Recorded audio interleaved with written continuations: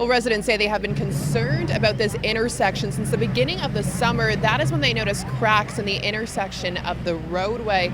But of course, they never expected to wake up this morning to find this massive sinkhole. At Coxwell Avenue and Cosburn Avenue, this large sinkhole has taken over the intersection in the residential area after a water main break on Wednesday night. It was absolutely horrifying. I was extremely disappointed. Evelyn Ruiz lives just steps from the sinkhole and noticed water bubbling from the area on Wednesday night after concerns with the area for weeks. She says she then captured water filling into the street. She called 311 at 10 p.m., but crews didn't arrive and begin work until, she says, almost 4 a.m. We were sitting here with all of our neighbors, and we were asking ourselves that same question: why are they not, addressing, putting a stop to it?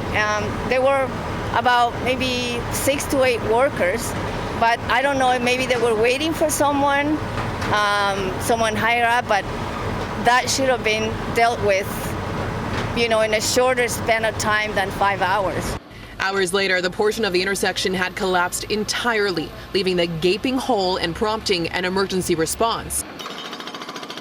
The city confirming it has had crews working on the sinkhole throughout the day, and in a statement issued earlier today said residents are encouraged to find an alternative route until the road can be restored.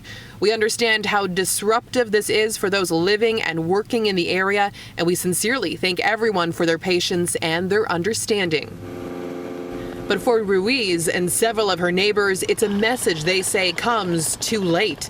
Many homes nearby were flooded with dirt marks still visible on the floors from earlier in the day. I think something as massive as this, when a few neighbors already reported it, that it should have been more urgent, and it could have been prevented from becoming this big. The city says it has been working to replace Toronto's aging water mains as part of its capital program. But with so many needing upgrades, experts say it's important for areas to be monitored.